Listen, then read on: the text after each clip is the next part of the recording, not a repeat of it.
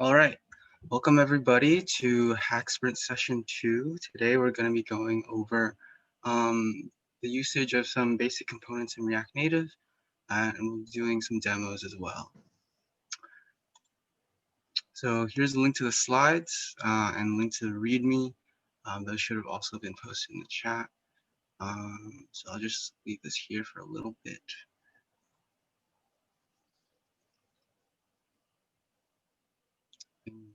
Okay. And we also have the ACM membership portal code here, cooking with components.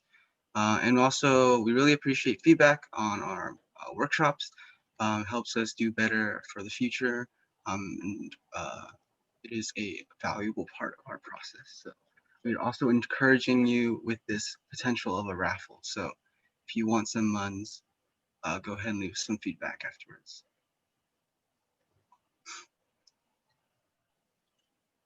All right, Jody. Yes, so I can talk about this. So, hello everyone.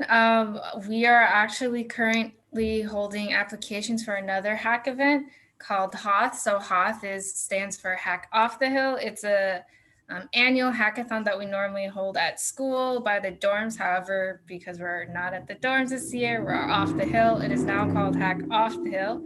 But this is a beginner-friendly hackathon. It's designed to be like your first hackathon experience if you've never been to a hackathon before. There'll be like mentorships, there'll be beginner friendly workshops. You'll basically get into a group and you'll get 2 days. So this will last 2 days to build a really cool project. And then hopefully at the end, you get to present it and then hopefully win a prize. So best prizes will get obviously really awesome gifts or prizes, I guess, at that point. So yeah, so applications are now open. It's not, you can't see it on the slide right now because I'm lame and I added the link late. But if you like load the slides right now, it should be there. I think Raji also just dropped it in the chat. So yeah, apply to that. Tell your friends about it. It should be really fun. Yeah, and we'll see everybody there.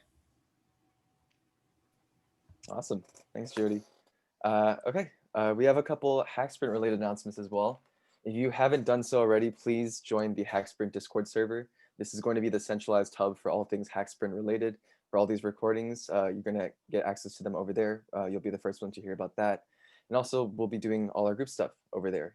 So please go there if you haven't already. Cool. Next slide. So yeah, like I mentioned, we're going to be starting group formation today, and it'll be due Monday next week. So Monday, January 25th at 12 p.m. We have two separate forms for group formation. One is if you already know of a couple of people that you want to work with and you just want to work with them. You don't want us to have anything to do with it. To make it more official, we have a form for you, which is the existing group formation. All you have to do is put your information, your Discord username and email, as well as the Discord usernames and emails of your partners. So only one person out of that group has to fill it out. Otherwise, if you want us to help you to find a group based on your preferences, fill out the second form, which is the Hacksprint New Group form. If you're a little bit in between, so you have someone that you want to work with, but you also want to find more people within that group, then in that case, you would fill out both forms and we'll handle finding the remaining people in that group for you. So please try to have this done by Monday at 12 p.m. That's so that we have enough time so that we can be able to assign these groups for you formally by the following Wednesday. So by next week's workshop, you should be hearing back from us.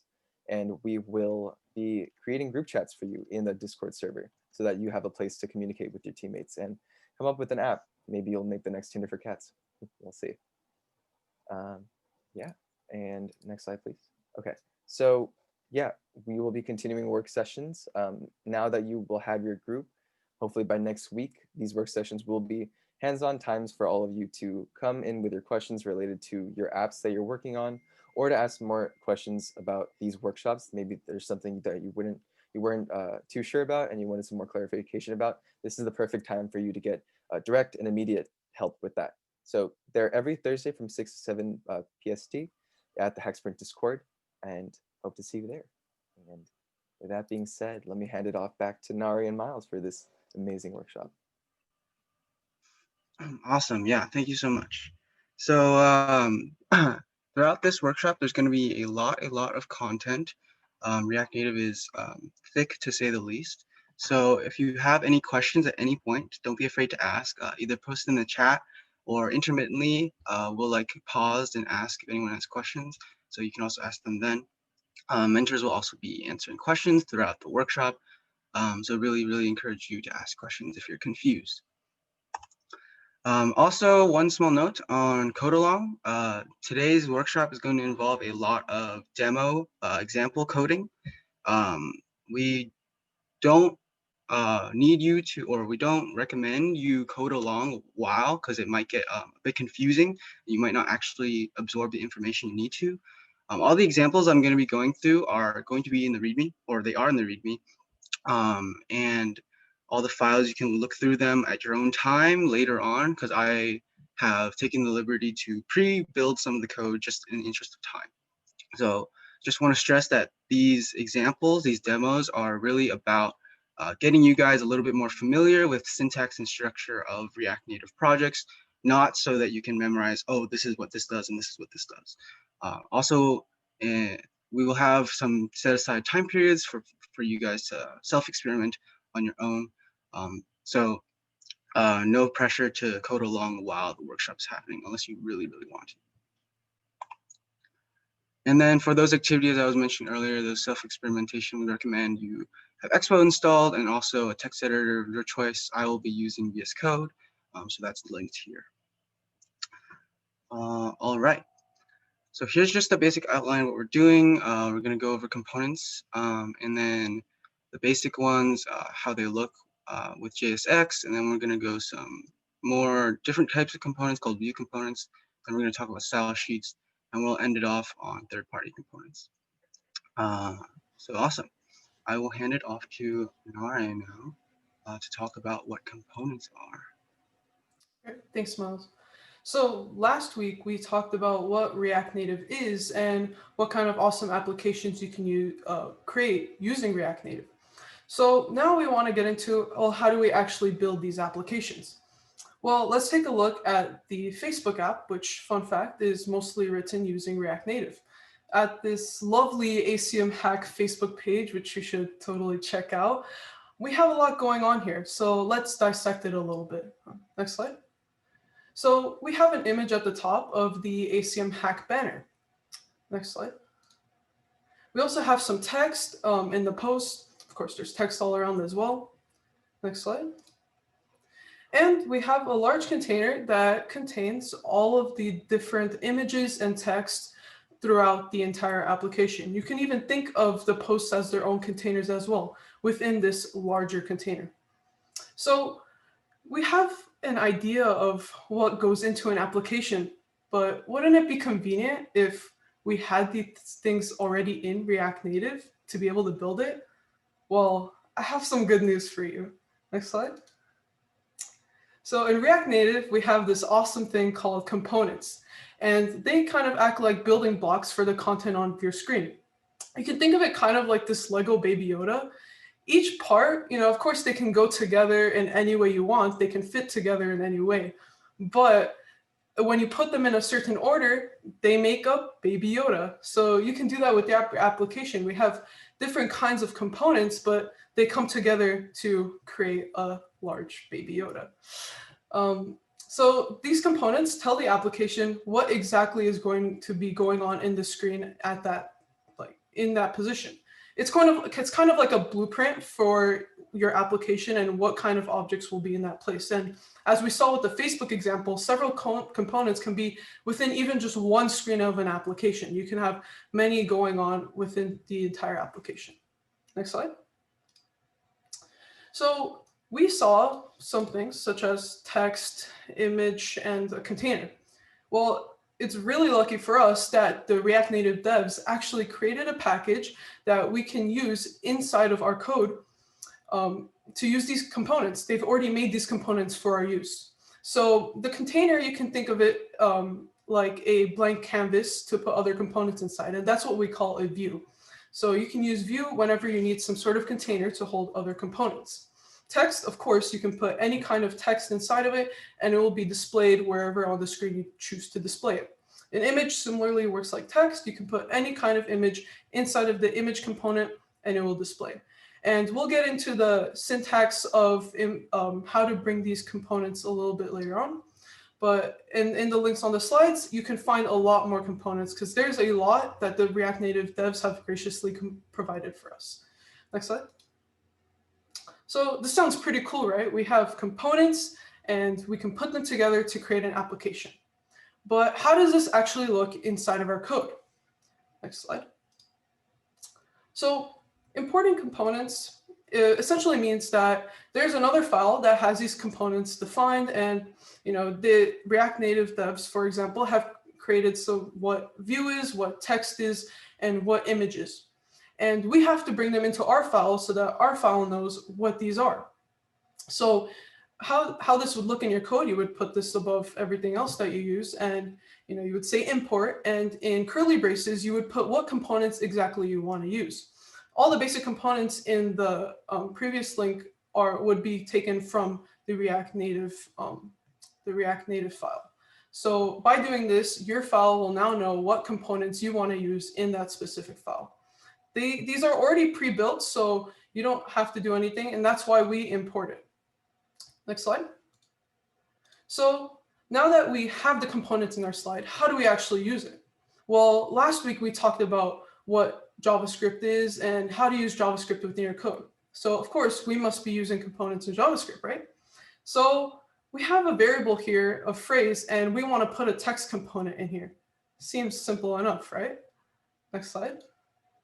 But hold on, this isn't JavaScript. You can't put that text inside of a variable, can you? Well, it's not exactly JavaScript. Next slide. It's something we call JSX, which is a very fancy acronym for JavaScript XML, which again is a very fancy acronym for extendable markup language. What markup language essentially means is we can use the tags in case our components inside of our JavaScript and tell our code exactly what we want to display within the components. So it's not exactly JavaScript. We use JavaScript, but it allows us to write things that would not originally be allowed within JavaScript.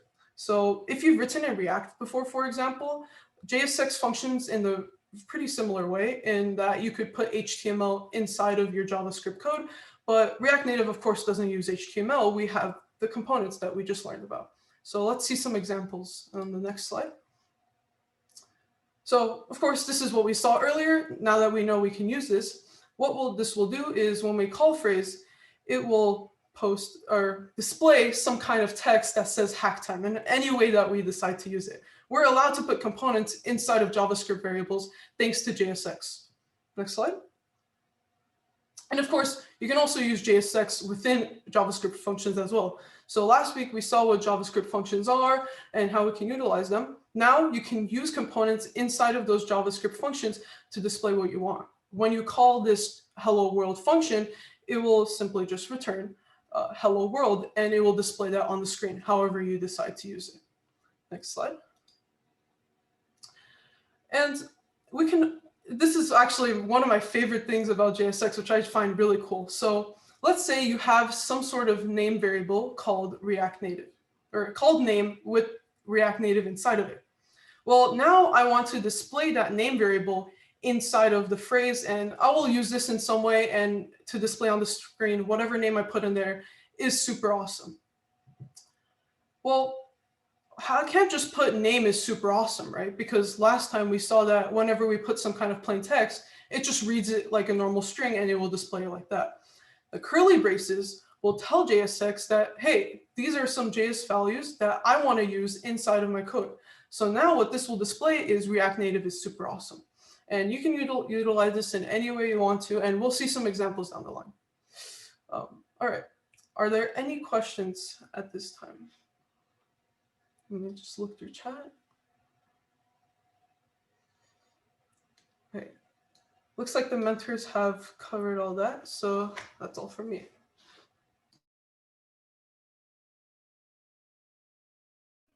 All right.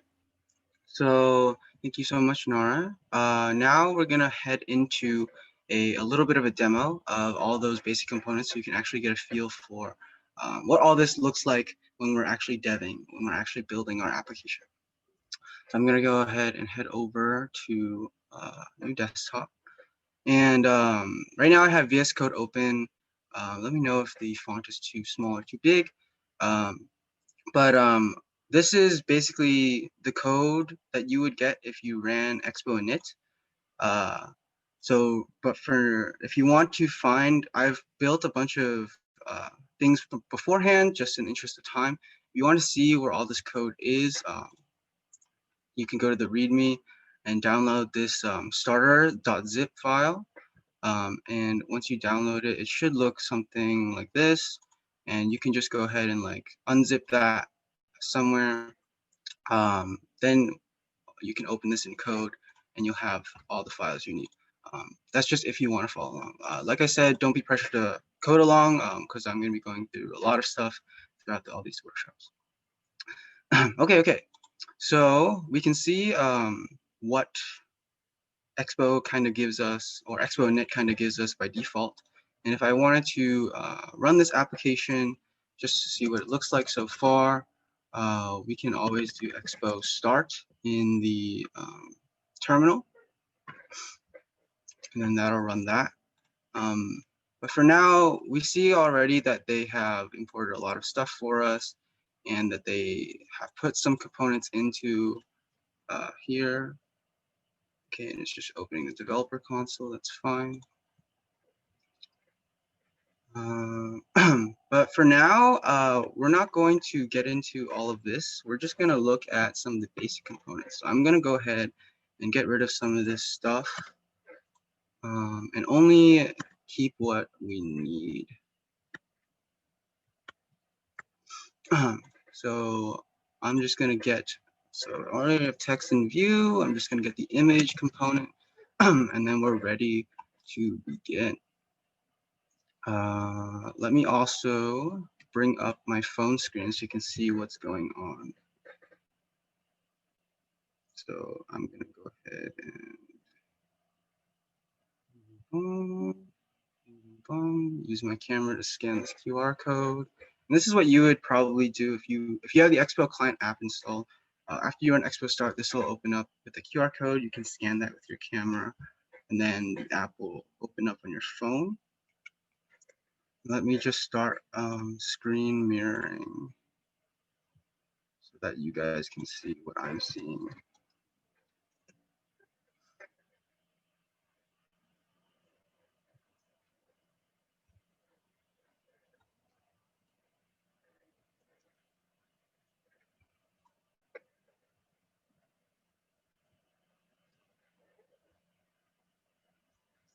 This might take a little bit. Sorry about that.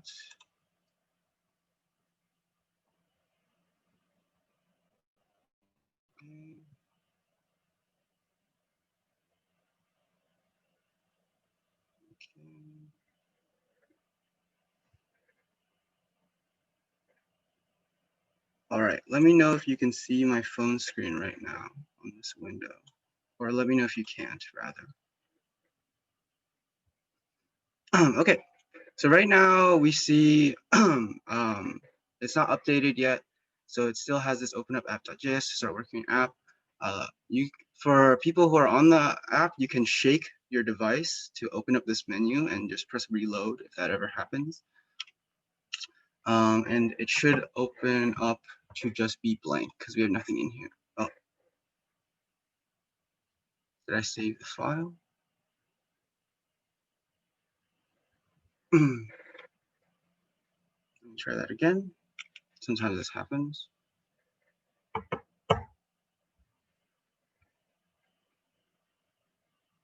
Okay, perfect. So it's blank, just like we expected. So let's talk about some of the basic components, right? So let's just do a text. Text is pretty intuitive to think about. It just displays text on the screen. So we'll do our standard hello world here. And should have updated, and it does. Expo client is pretty nice in that it hot reloads, or it reloads as you type, or save the file. We can see hello world is there. It's kind of like behind my Wi-Fi signal, but like that's still okay. We can go ahead and duplicate this a few times, and we can see hello world shows up on the screen, which is great. let's talk about a little bit about the JSX that we were saying, just as an example, where we had a phrase. We can also put this component into a variable like this and say, hello, I love React Native, haha, or something like that. And if we want to display this on the screen, we use the curly braces to start writing in JavaScript, and we can just put phrase. And I'll save that, and we see hello, I love React Native shows up. And the other thing we can also do is if we just have like text in a variable, hello there, we can go ahead and put that into our markup by doing the curly braces again and doing the message here. Awesome. So that's just some examples of using text and using JSX. We can also go ahead and look at what the image tag does here. And I'm going to go ahead and create an image like this. So the image, if we want to use an image, for example, from our machine, there are two ways, or I mean, I guess for any image, there are two ways that you can get the source for the image. You can get it either from your local machine or you can get it from a web URL. So I'm going to show you both ways just so you can see what they look like. What we do is the image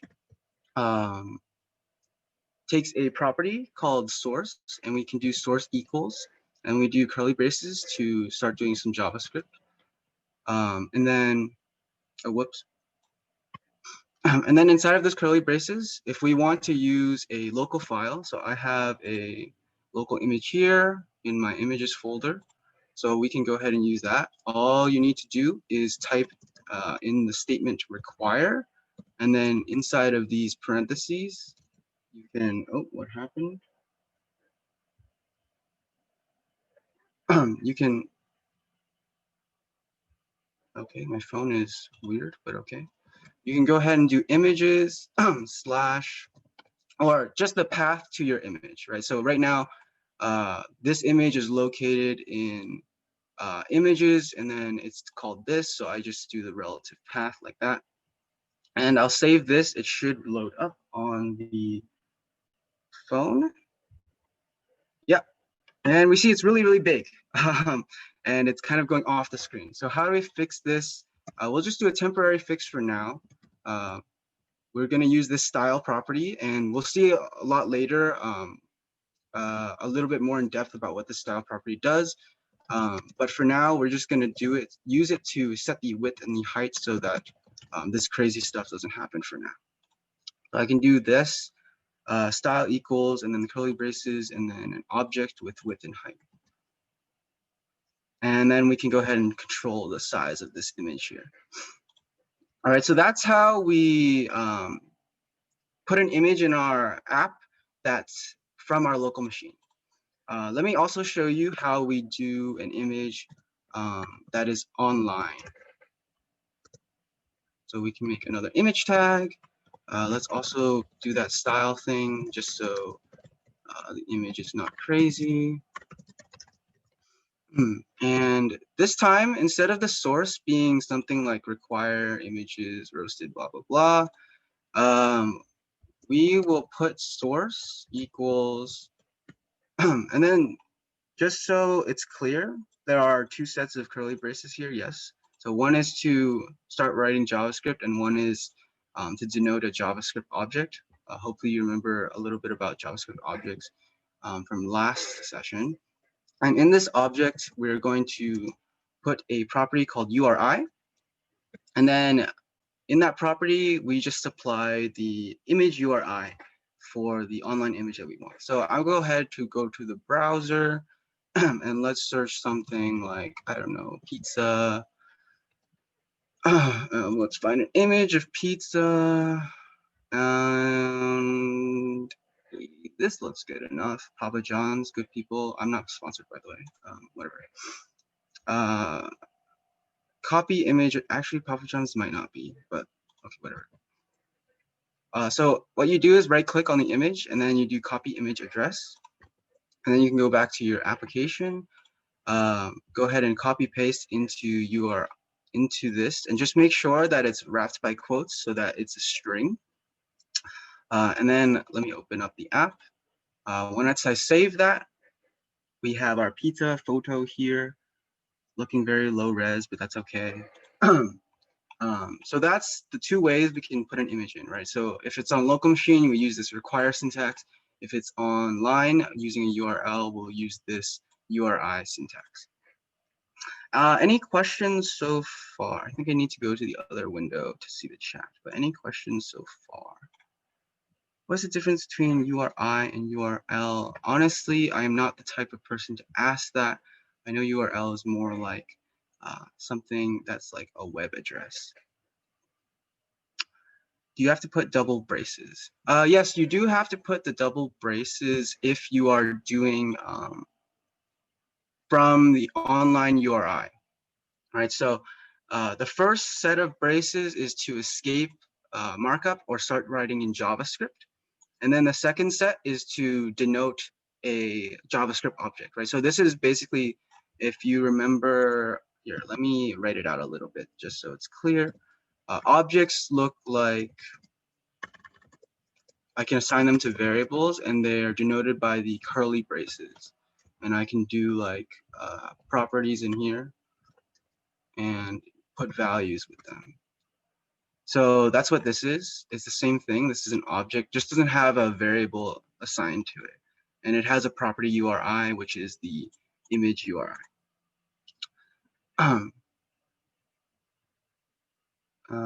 Any other questions?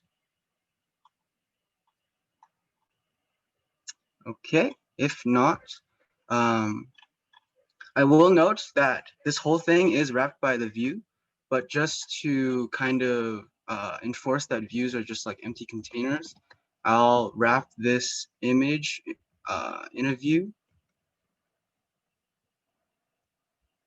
I don't think too much of a difference. I'll also put this text in here, why not, just for fun.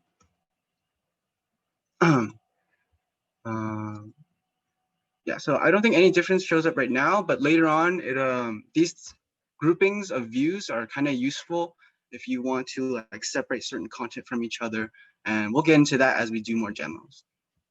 But for now, those are pretty much how we use the three basic components, right? Views are empty containers, like we said.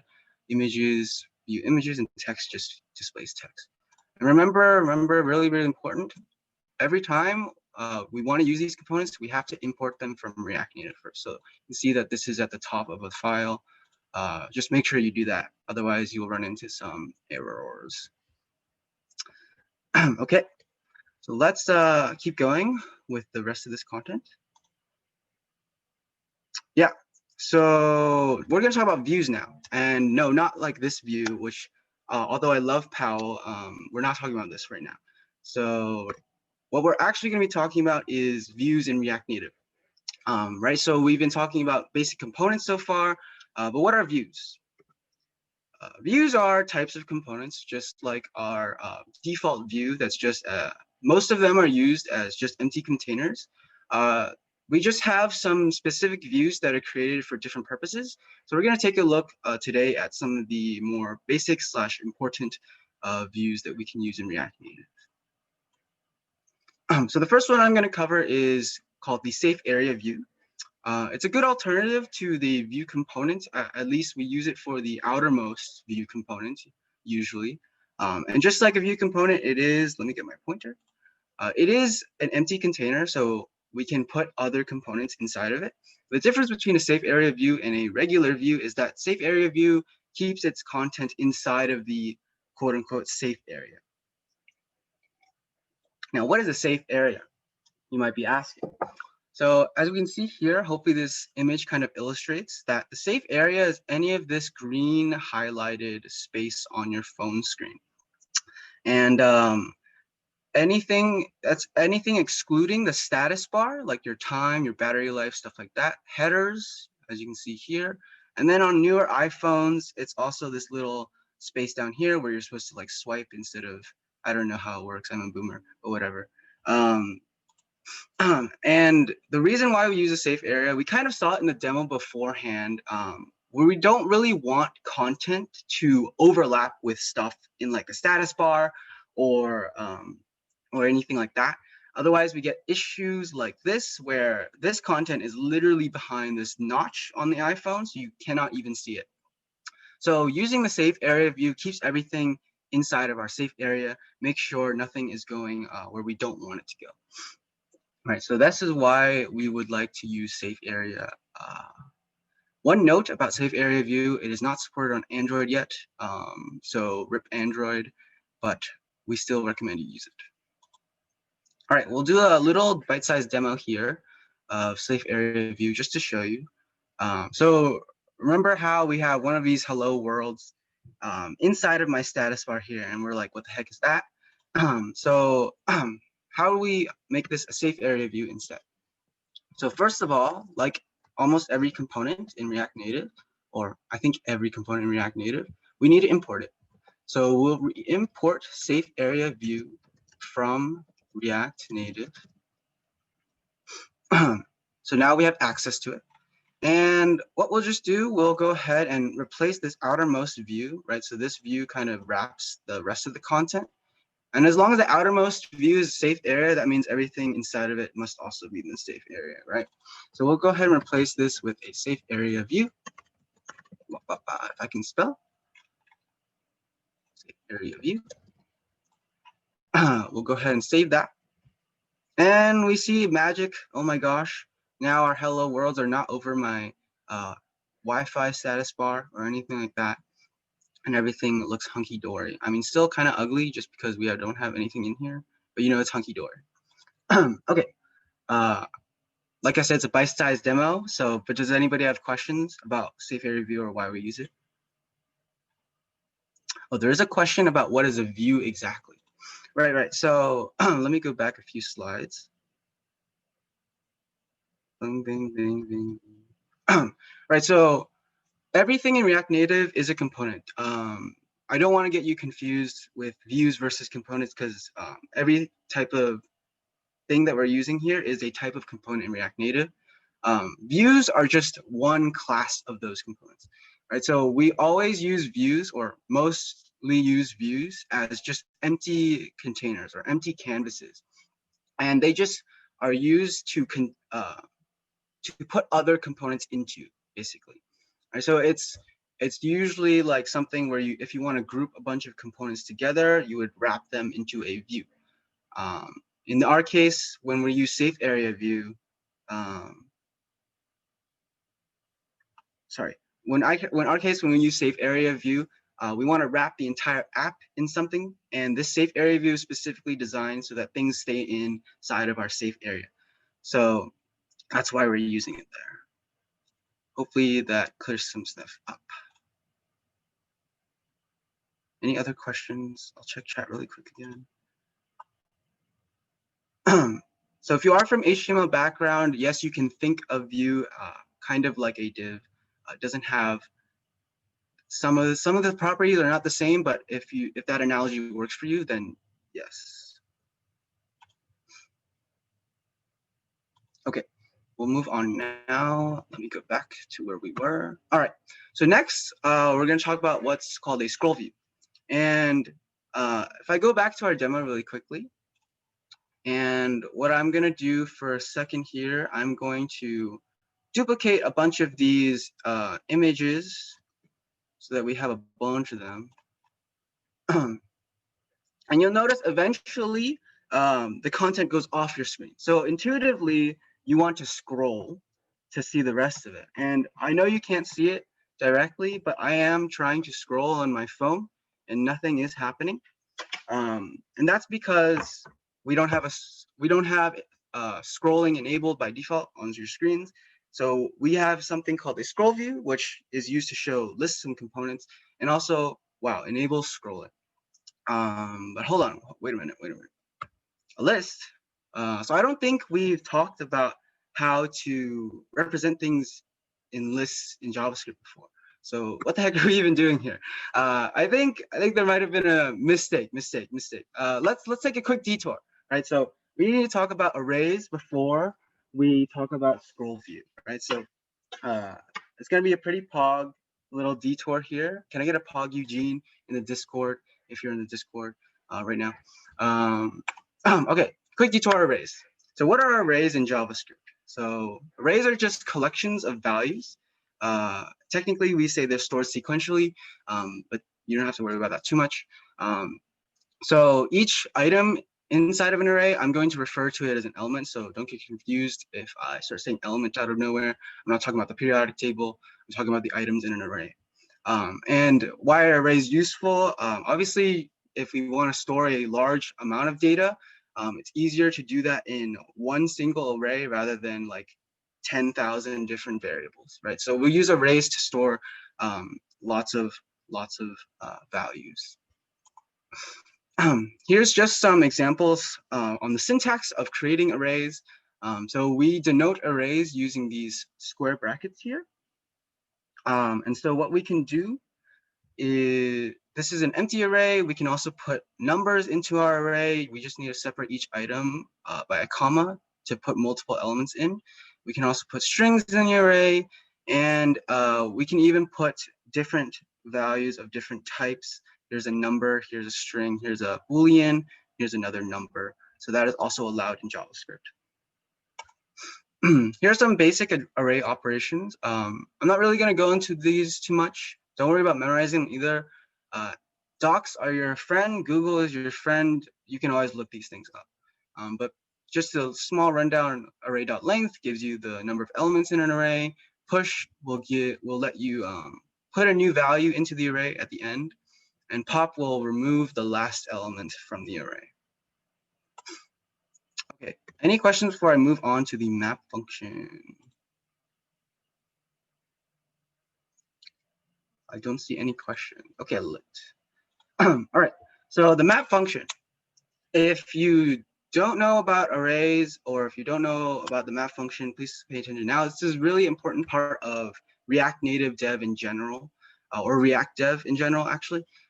So what is the map function? The map function lets you create a new array using the elements of an existing one. And it lets you manipulate it in a way so that it can look however you want. So what the heck did I just say? Maybe I used some big words. Well, let's break it down really quickly, just so it's less abstract, all right? So here's a small example of using the map function.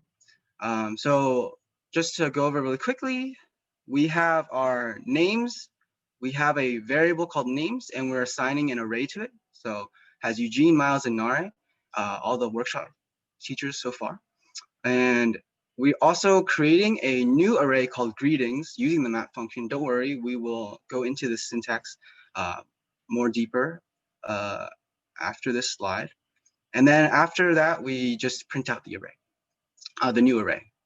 So let's break down the syntax because there's a lot to it, and it might be overwhelming if this is your first time seeing it. So the first part here, right, we put names.map.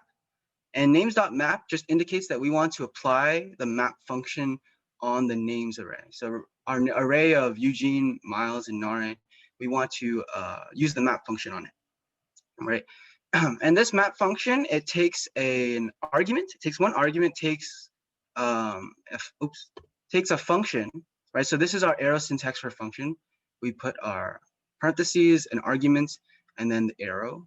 So this is a function. And this function will end up being used to be applied to every element in our names array. Right? So this function will be used with argument Eugene, this function will be used with argument Miles, and then this function will be used with argument Nare. Right, so we take an argument. I'm just going to call it name because we're taking an array of names. So each element, I'm going to call them name. And each name, I'm going to return this string, which says, hello, my name is, and then the name in question. And so whatever we return from the function we pass into map is going to be how the new elements look in our new array greetings. Right, so hopefully this kind of makes sense, but just to visualize it even further, when we print out the greetings array now, each element is going to look like hello, my name is, and then the name of the person from the original array. So we have an array now of 3 strings that all say hello, my name is, and then some name. So that's a quick rundown on the map function. Did anybody have any questions on arrays or that before I move on? And also drink some more. Okay. If no questions, then I'll keep going. Let's head back to our scroll view. Psych! Okay, fake news, fake news. We're not actually doing scroll view. Scroll view kind of sucks, so we're actually going to be doing fake list. I mean, flat list from now on. Sorry. All right. So just forget about scroll view. Scroll view is useless. It's not useless, but we're not going to use it. Flat list also shows a list of components, also lets us scroll on our screen. It just does it better, you know? And by better, I mean it does it lazily. And what does lazily mean?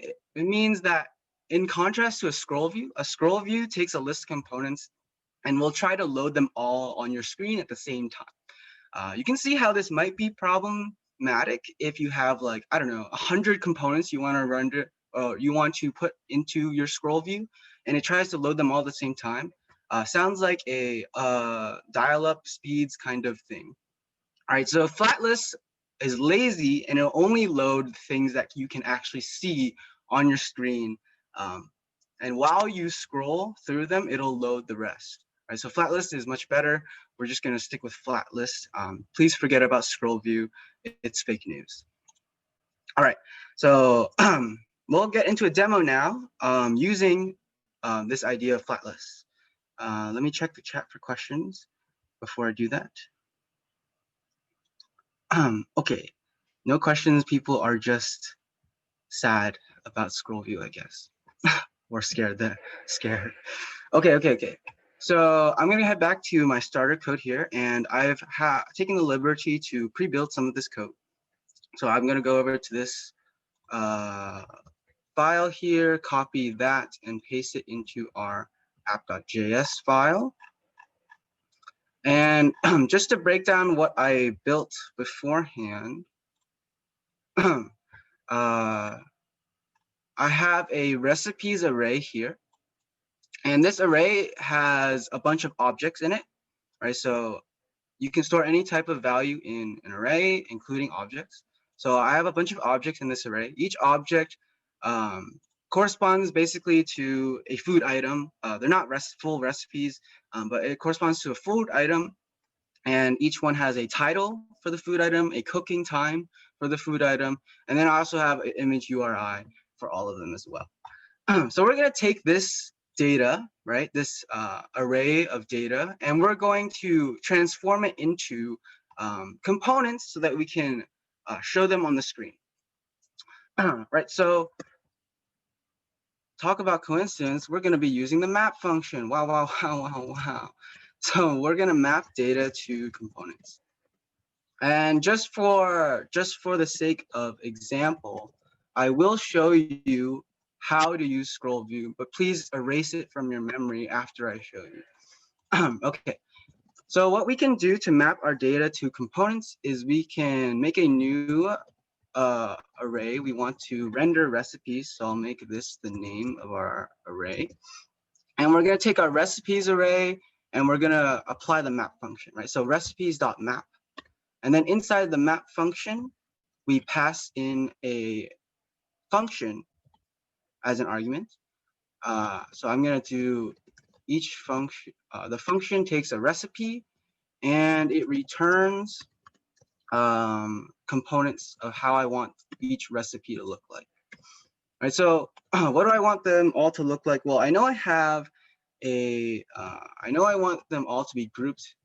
So I'll put them in a view at least. That much is clear.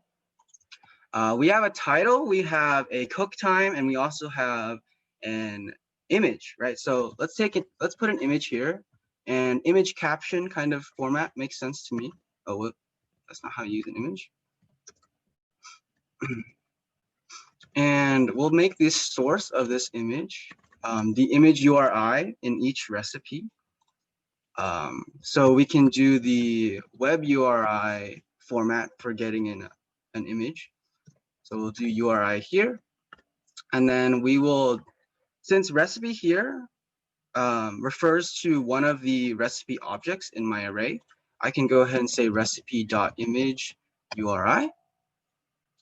And let's also add that width height stuff so we don't get crazy big images. Width and height. Okay. And then underneath this image, we'll put some text for the title. So we can do curly braces to start doing JavaScript, and we'll do recipe.title. And we can also do another text. What just happened? My VS Code just closed. That's a rip. That's okay.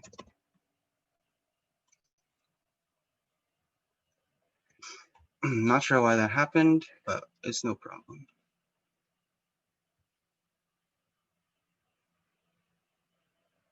Let me go back to where we were. Okay. Sorry about that, guys. All right, let's go back to where we were. So const render recipes equals recipes.map with a function that takes a recipe and returns this big component. So view our image, which has a source with the image URI. Recipe.image URI. Okay. So we're back where we were. Sorry about that mishap.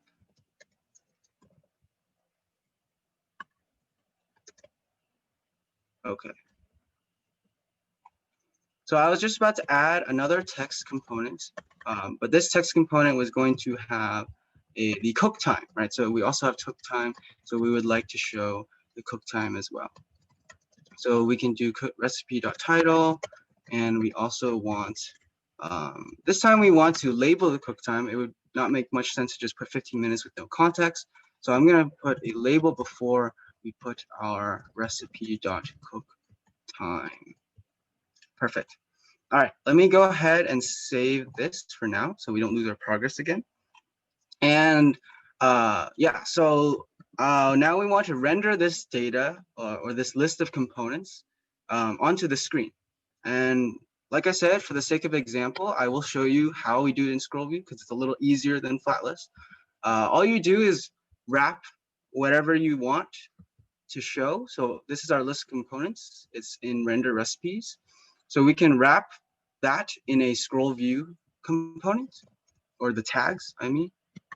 And we just put render recipes in here. If I save that, oh, right, I need to start the Expo server again because it closed. CD starter, Expo start.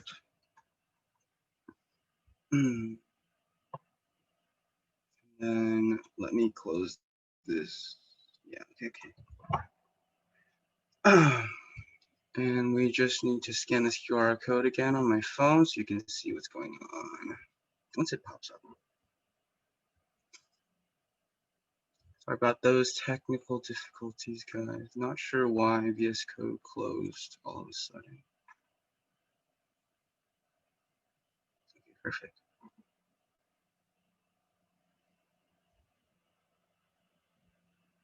All right, so it's gonna load for a little bit, but while I'm waiting for that to load, does anybody have questions so far about this demo?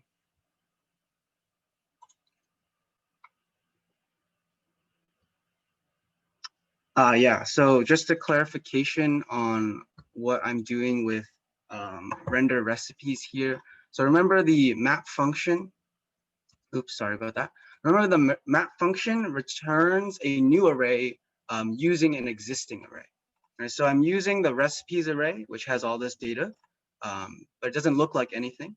And I'm transforming each one of these recipe objects into a component that looks like this. And I'm going to store each of those components into this array called render recipes. All right, so if we have an array of components, we can just show it, display it on the screen by wrapping it with the scroll view. Okay, and let me just make sure. Yeah, okay. And I forgot this one to do. So if I open up my screen right now, it'll show errors. Always remember that we need to import components from React Native. All right, so if we're using scroll view and flat lists, we should import them. Okay. So now save this and our error should go away. Yeah, 100%, it's just loading. Did I spell it correctly? Yep. I might just need to save it again. Okay, perfect. All right, so now we have a list of components and we see each of them looks like image and then the title and then the cook time with the cook time. Some of the images might be taking a little bit to load, but that's okay. Scroll view sucks. And we can see we can also scroll now. Amazing, the power of technology. Okay. So that's enough of scroll view. Let's forget about scroll view. I pretend I do not see it. And let's work with flat lists. So the reason I use scroll view first is that it's a little bit easier to understand what's happening. Flat lists is a little more complicated, but we still have the same ideas.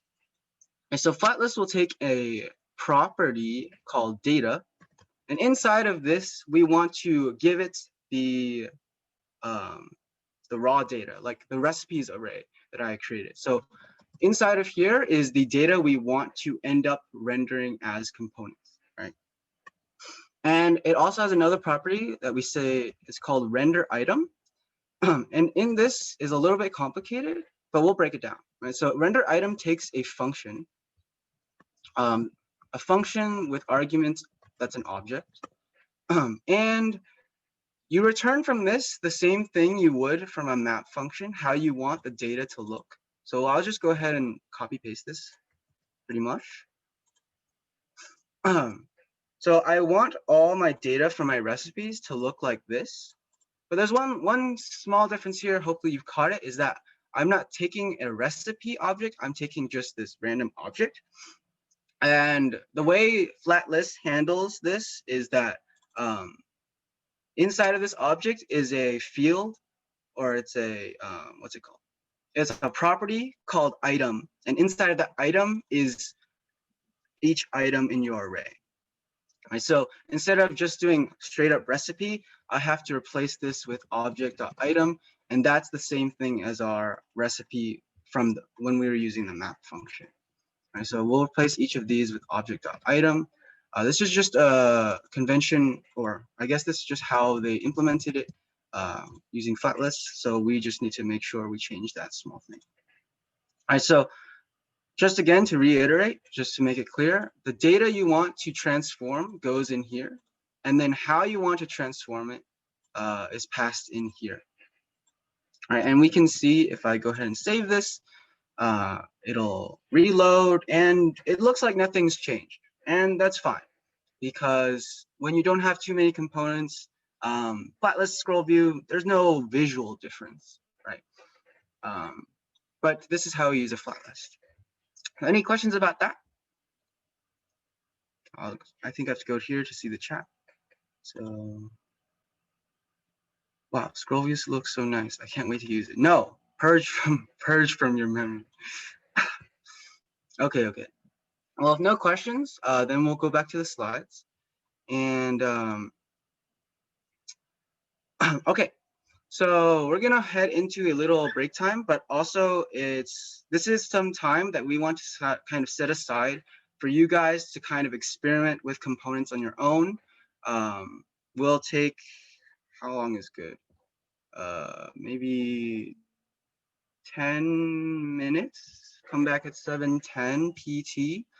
All right, so once again, if you want to get this code, right, I just have, you can get the code normally by just doing expo init for a new app, or you can go to the README if you want my starter code, and download this zip file, extract it, so it'll look something like this. You can extract it into a folder, and then there are instructions on the README on how to actually run it, right? So once you unzip it into a directory, you just cd into it, you'll run yarn, and then you can run expo start to actually start testing it out. And so we're just going to keep some time around for you guys to work, and this is also going to double as break time. If you have any questions while you're working, feel free to drop them in the chat. In the meantime, I will go ahead and put on some nice, soothing music. And let me also stop the music. All right, perfect. All right, everyone, welcome back. Hopefully you got some time to experiment on your own. Let's get into the next section of the presentation, all about what we're going to call style sheets. All right, so far we've been talking a lot about content, components, what goes on the screen, what's inside the screen, stuff like that. How do we put a bunch of stuff on the screen? We're going to talk about now how we make things look certain ways, right? Or how we lay them out in a certain way as well. Right? And we do this in React Native using what's called style sheets. Right? We'll talk about what this really means in a second, but style sheets are a collection of style objects and rules, and they do things like what's on this example here. You can do stuff like center your text, make your text red, make text large, manipulate the spacing around components, put borders around components, change the background color, and all this weird, cool stuff. All right, so let's get into what this actually looks like. All right, so first, I have to say, like always, style sheet is not in JavaScript for us or something like that. So we have to import it from React Native. So just make sure you do this. There have been times where I forget to do this, and then I'm like, why are my styles not working? And then it's sad, right? Okay, so this is how we create a style sheet in React Native. All right, so this might be a lot if you've never seen any of this before. So let's break it down step by step. All right, so first we have a variable. It's called styles. We can call it anything, but convention is to use styles. And this variable is going to end up being our style sheet reference, or basically that just means it's going to be where we access all of our different styles from. Next, we use this stylesheet.create, right? So stylesheet has a function built into it called create, and this is going to let us create a style sheet, as the name implies, just by passing in this big object here.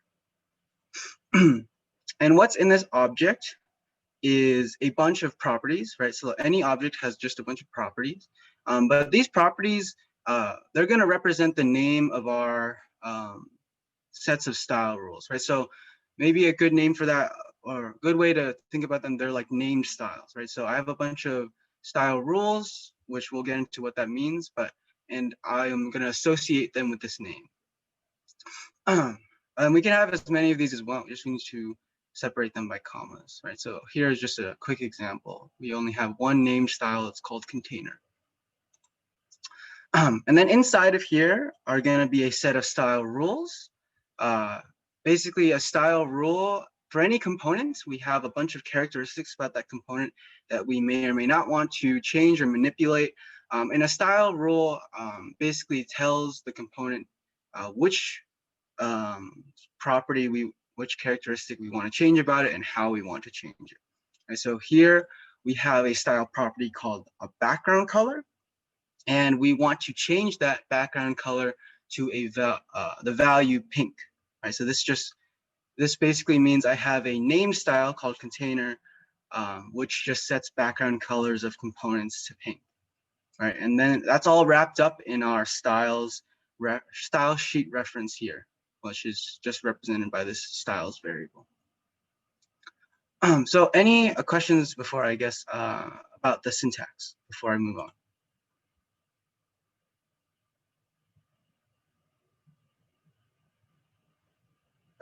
Okay, I don't see any questions. Sounds good. Did I pause the music? I think I paused the music. Okay. So here's just some basic style properties. And again, really don't worry about memorizing these. Google is your friend again. And this is not just a link to Google. I wouldn't be that demeaning or whatever. This is actually a link to some React Native styles cheat sheet. So that's really helpful. I don't expect anybody to memorize this. I haven't memorized all of these things, but these are just some of the basic ones that we'll be using. And you'll probably be using as you dev. Okay, so how do we actually use styles or apply styles to different components? All right, so this is a view component here. As you can see, how we apply a style to it is we use this style prop, and we saw this before with image a little bit, but here we're gonna use it with the style sheet reference that we made, so the styles variable. And this line here just assigns our container style, right? Our named style called container. It'll apply all the rules from container to this view component, right? So basically, this view component will now have a background color of pink. We can also do something like this where we can assign multiple style rules to a component. All we need to do is pass in an array instead of just one. So good thing we learned about arrays, huh? And one note about this, the later styles will take precedence over the earlier ones. And we'll get into what that really means in the demo. But for now, that's just a little intro. Okay, before we get into examples, any questions about that? Bing, bing, bong. Looks like no questions. All right, so let's go and see what this looks like in the actual dev environment. Let me bring up everything again. That's not, oops.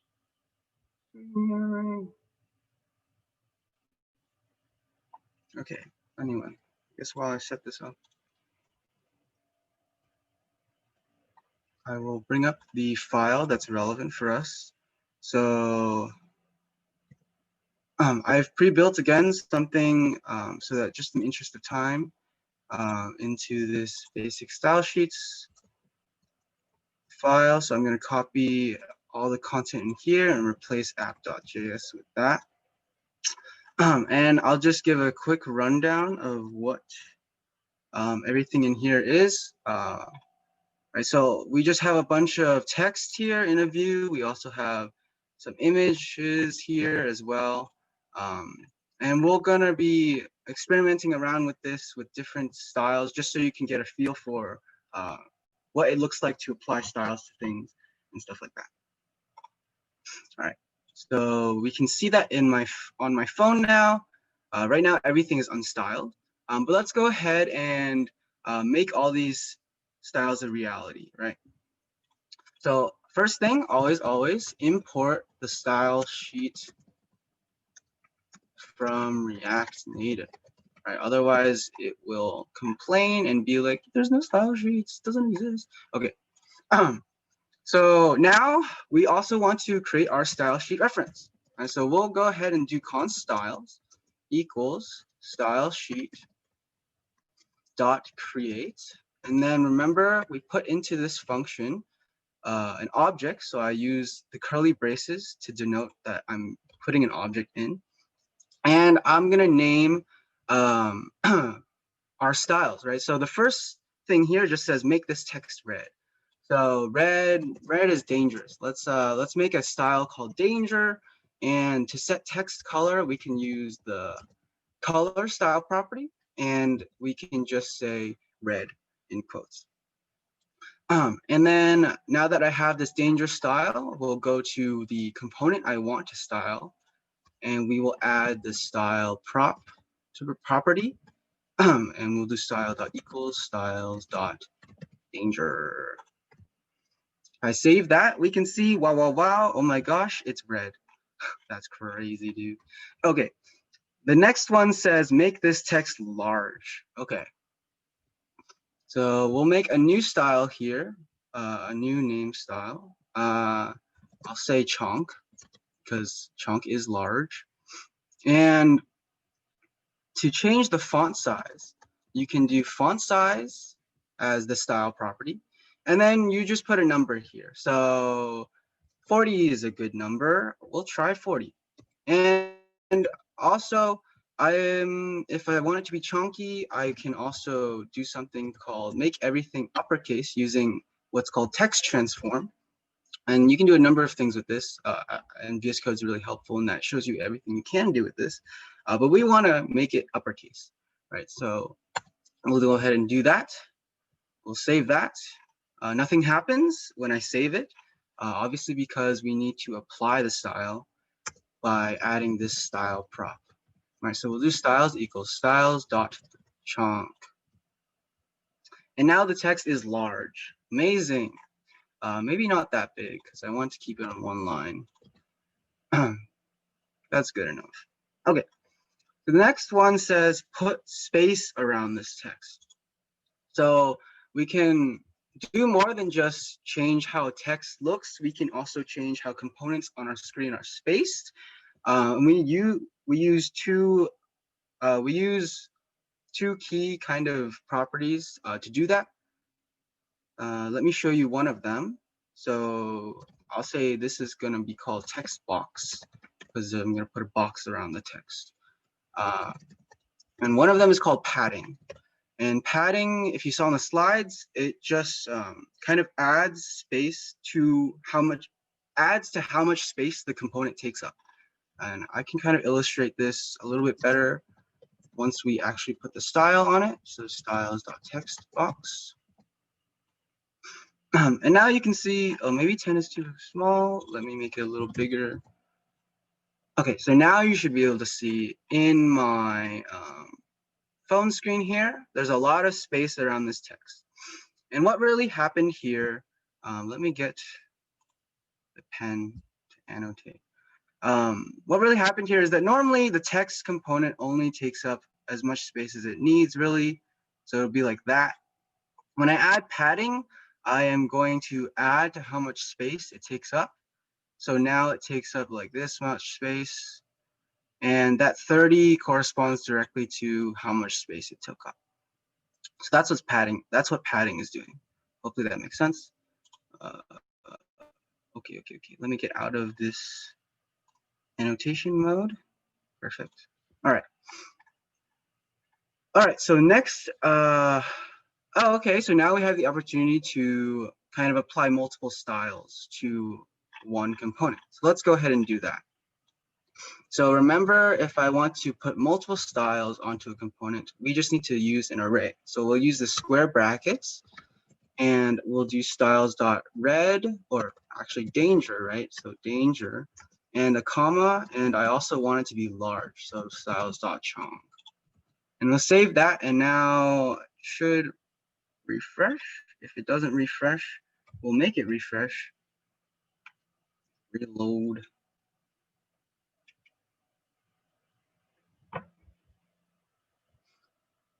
Oh, uh-oh. Save again. Make sure I saved.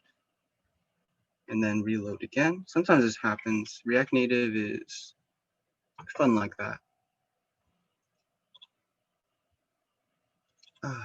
Did I? Type styles. I have an S. Okay. So now, after my blunder, we can see the text is red and large. So I've applied multiple styles to it.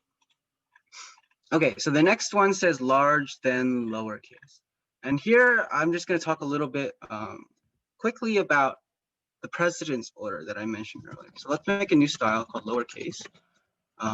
And this is a text transform, and I want to transform it to be lowercase. So the order of the styles, if you're applying multiple styles, does matter.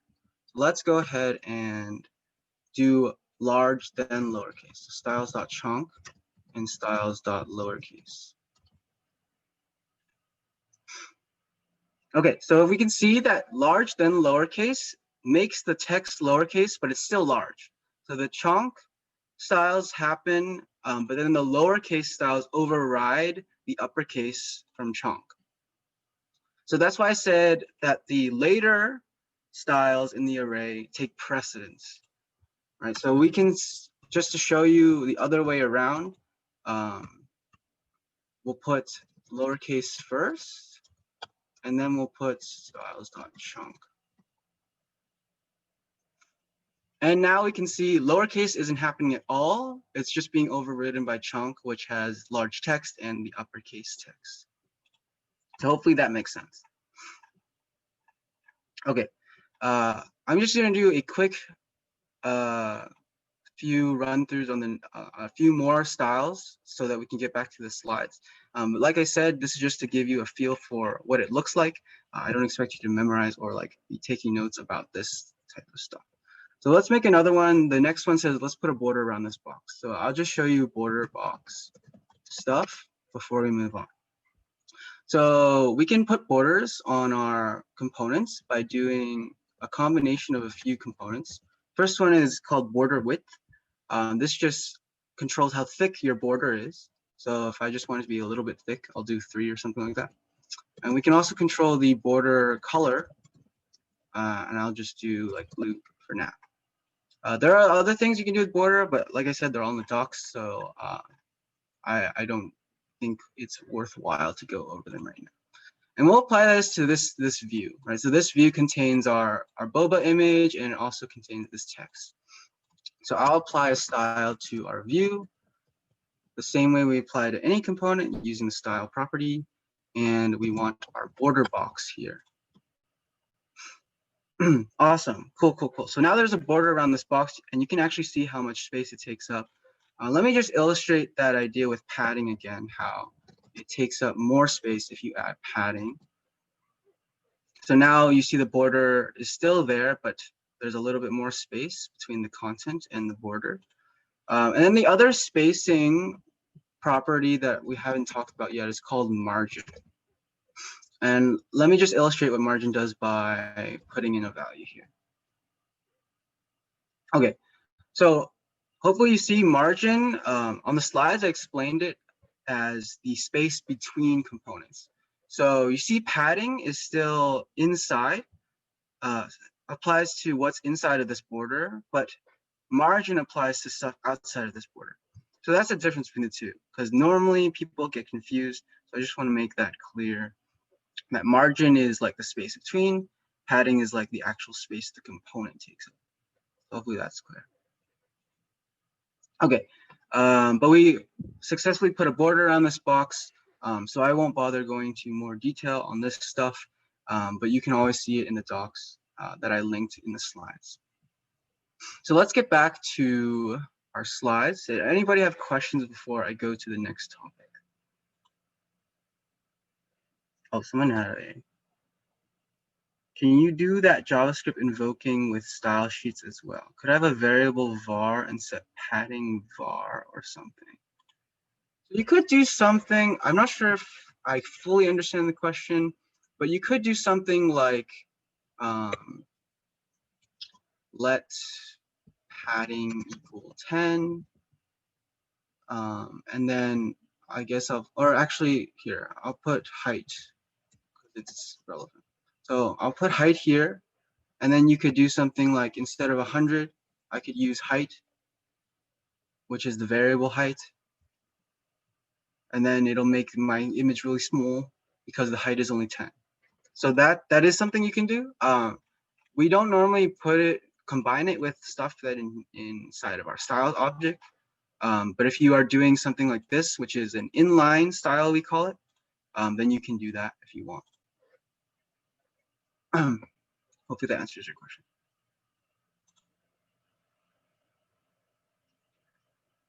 Okay, if no other questions, let's move on to Flexbox. All right, so Flexbox is what React Native uses for its components to specify. If for people who haven't heard of what Flexbox is, it's just a particular way we use to specify where components are, so the position, and how they're laid out on the screen. Right, so again, I have full docs here. We're just going to be going over some of the basic use cases for Flexbox because those are like the most common things that you will want to do anyway. Okay, so first is this idea of flex direction. So there are two main directions with Flexbox, column and row. And if you could treat each one of these little squares as a component, and then they're like inside a bigger view, basically, right? So we have a view and then like 3 components. Column will make it so that the components are stacked on top of each other.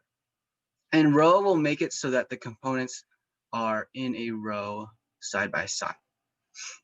And we also refer to the direction as the main axis, if you like the fancy terms. So the main axis, or the axis on which things are aligned on, right? So column is like the vertical. And by default in React Native, all components that I know of use flex direction column by default.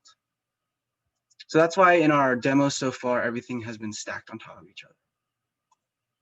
Okay, one note about alignment, because everybody's going to ask, how do you center things? Because nothing's been centered so far. Justify content and align items are how we specify the alignment of components. So justify content is going to be alignment on the main axis. So whatever, same as your flex direction. And then align items is going to be on the what we call the cross axis. So it's perpendicular to our flex direction. Just to show you, for flex direction column, justify content will center vertically like this, and then align items will center horizontally like this. Okay, hopefully that makes sense. I just want to go into one thing before we get into a small demo showing you how Flexbox works. This property called flex, usually you see with a value of 1. I'm going to explain really quickly what it does, but it'll make more sense why we use it when I do the demo. But very quickly, flex1 lets a component take up all the available space that it has, and technically also in the direction of the main axis. So if you can see here, this component without flex1, for example, would only take up as much space as it needs to display its content. But if I add flex1 to it, it'll take up all the available space. So it'll take up all the screen space in the vertical axis. All right, so we'll see why this is useful in the demo. But any questions before we do some flex time? Okay, I don't see any questions, so let's go back to the demo. Oops, let's go back to the demo. All right, so again, I've taken the liberty to pre-build some starter code. So I'm going to go ahead and copy this, paste it into the app.js file, and I'll save it just so you can see what it looks like before we make any changes. And so now I've just had one of the pictures with the title and cook time, and then another picture with title and cook time. So let's add some styles, mainly revolving around Flexbox, to see how Flexbox kind of works in action. So we've already imported a style sheet, so that's great. Let's go down to the bottom and create our style sheet using const styles again, just to reiterate, style sheet.create, and pass in an object. And we'll name a few styles here. So I'm going to make 2 styles, one called row and one called column, or col for short. One of these is going to be flex direction row, and and one of these will be flex direction column.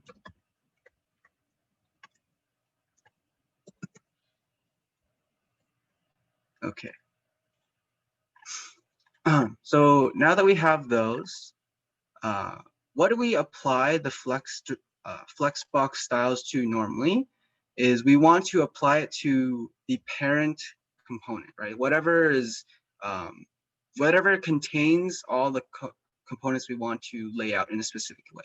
So if we look in this code, we have these two components that show the image and the caption text. So there's two of them, and they're inside of this view component. So I'm gonna apply the flexbox styles to this wrapping or encapsulating view.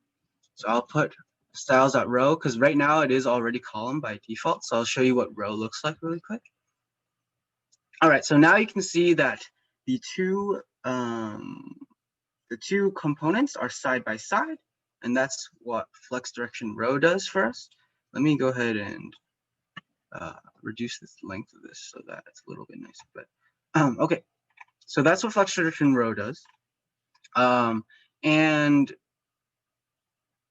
if we want to center it on the horizontal axis, right, we will use justify content in the case of a flex direction row. So we'll add that. And what do you know? It's centered horizontally now. Awesome, awesome. And if we want to center it vertically, we would use align items with center. But that won't do anything, as you can see. And just to illustrate why this is, just so you're not confused, because some people have some problem with this. I know I had a lot of frustrating times where I was like, why is Flexbox not working? I'm going to outline some of these components so you can see the actual space they're taking up. And hopefully it'll make a little more sense why sometimes the align items or justify content doesn't do what we expect it to do. Okay, so I'm just making borders so that you can see like the outline. And I'm also gonna make one of them blue and one of them red so we can distinguish. To my knowledge, blue and red is a good color for color blindness, but I might be wrong about that. Okay, and we'll apply one of these to the parent view. So I'll outline the parent in red, and I'll outline each of these children, I guess, in blue.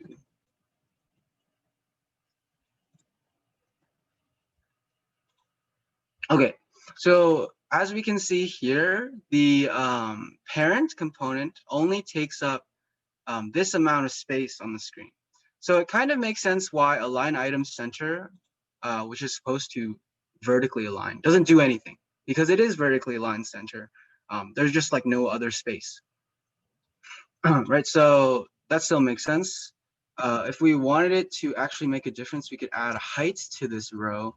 So we could make it actually substantial. And we can see that now it's centered. If I removed align items from here, it wouldn't be centered, but we see that things get stretched around.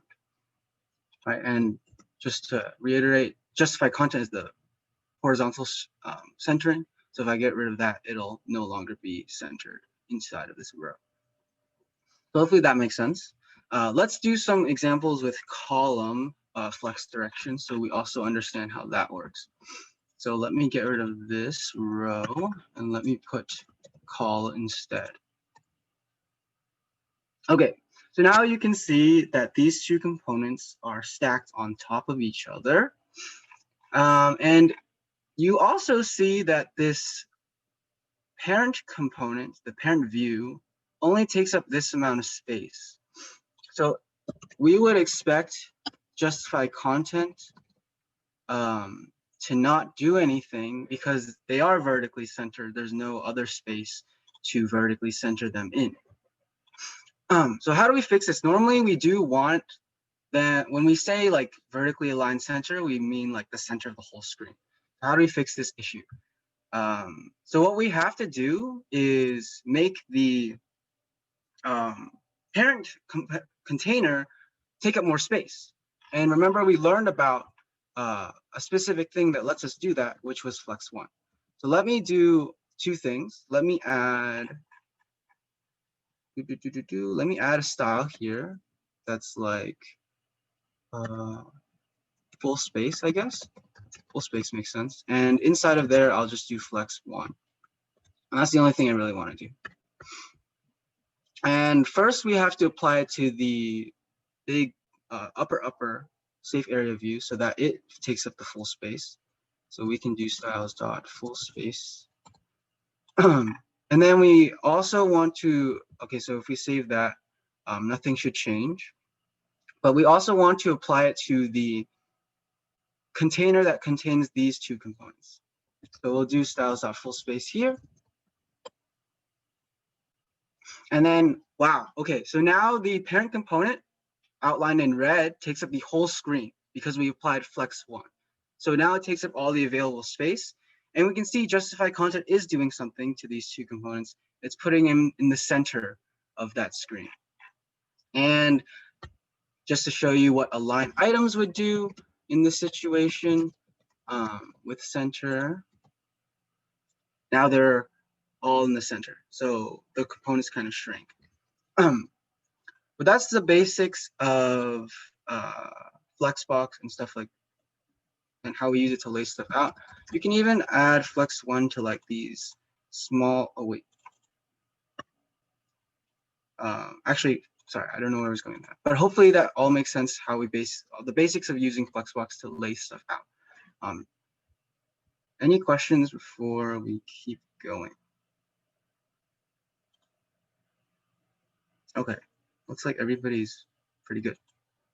Okay, then. So we went through a lot of content today. We did, what's this? So we did a lot of styles. We did a lot of content, or like content, like putting content onto the screen. We're gonna finish up, or we're gonna wrap up with this last concept called third-party components. And so far, so we've been using a lot of components that are part of the React Native package, and we have to import from there and do all that good stuff. But third-party components are components that are not part of this package. And in particular, we're going to look at Expo components for now. There are a lot of React Native related components that aren't provided by Expo, but Expo is important. Expo components are important because they give us access to what are called native mobile features. So what does this mean? So you should all recall that React Native is not really mobile development, in that it's like a framework that lets us use JavaScript to develop mobile apps. Right? Normally you would use something like Swift or Java or Kotlin with Android Studio to make mobile applications, but we're using JavaScript because the kind people at Expo kind of allowed us to do this. But what you lose from not using a native language is the ability to access some of your phone's features, like the camera, or I don't know, like Apple Maps or Google Maps, or there's even like, you know, accelerometers on your phone, so to detect like just shaking or stuff like that. So all of that stuff you cannot act, or push notifications are a pretty good one. All that stuff we can't really access from JavaScript. So what Expo does for us is it provides some components for us. I have a link here to a big list of them that help us access those features again. What Expo also lets us do is render icons on our screen. One common design choice you see on mobile phones is you don't see a lot of text, you see a lot of icons. I don't know if you've gone on like Facebook or anything, but they use a lot of icons, right? So because you have less real estate on your screen. For this specific class or workshop, we won't go too much into these native modal features, just because a lot of them require you to use asynchronous JavaScript, which we will be covering in a future lecture. So look out for that. But we will look at vector icons because they're a little like nice luxury thing that we can end this workshop on. So vector icons you can go to that link and it'll bring you to the documentation and tell you, oh, how we use icons. What we really care about here, because Expo kind of provides this vector icons package when you do an Expo init, we care about this vector icons directory. So we can open this up. And when we open this up, we see a big list of different icons, right? And we can search for a specific icon. We can search for like Facebook. I think you can search for Facebook and you get a bunch of iterations of their logo.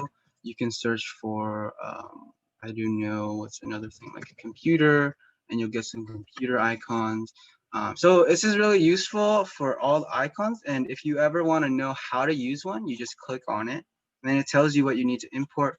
It tells you what it looks like in the code.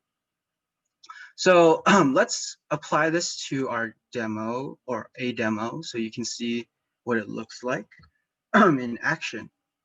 So again, I have created a pre-built demo, and this one is a little bit more fleshed out than the other ones. So again, like don't feel like you have to catch up or whatever, because I kind of built this on my own time.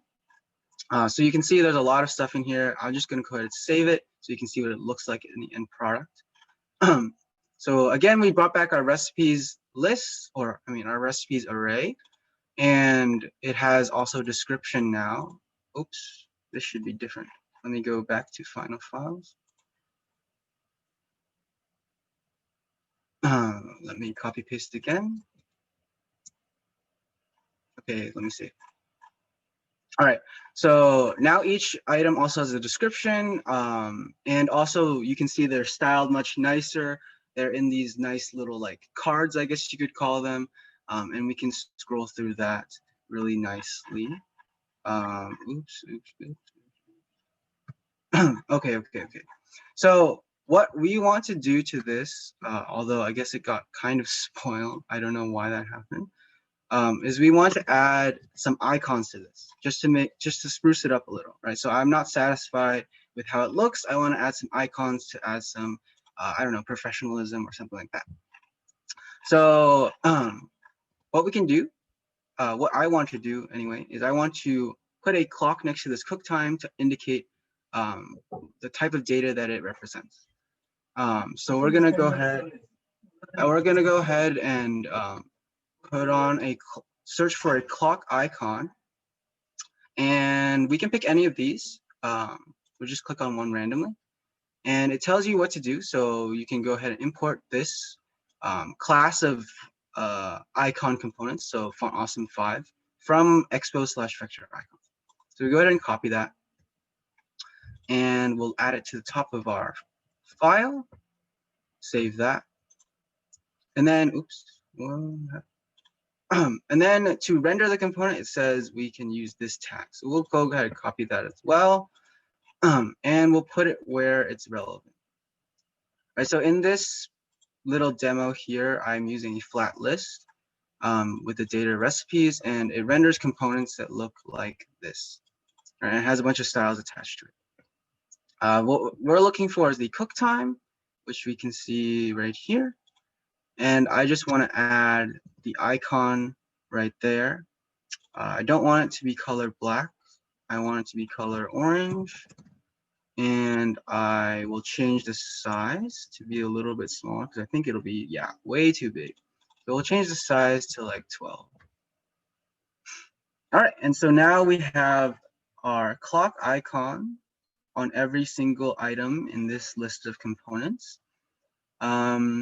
And that's just a little fun little exercise. So just to show you what it looks like to use some third-party components, in this case, Expo's vector icons. So any questions about that?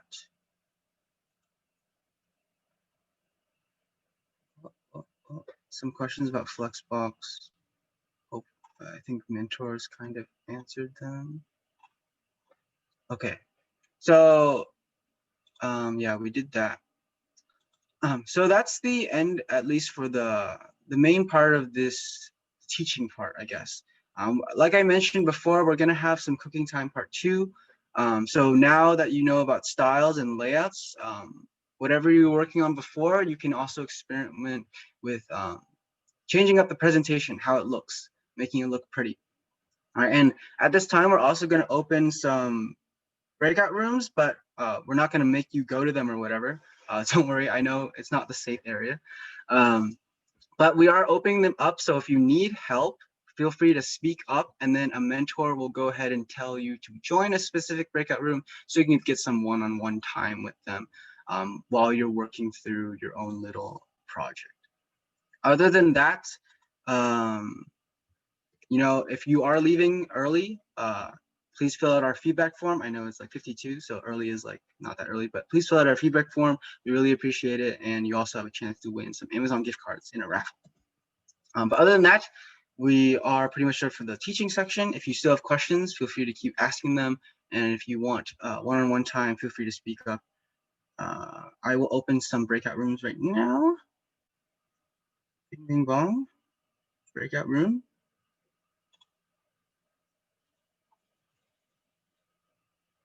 And let participants choose. Okay, so I opened like 10 of them. So while you're working, if you have questions, you can speak up and a mentor can go ahead and take you into one.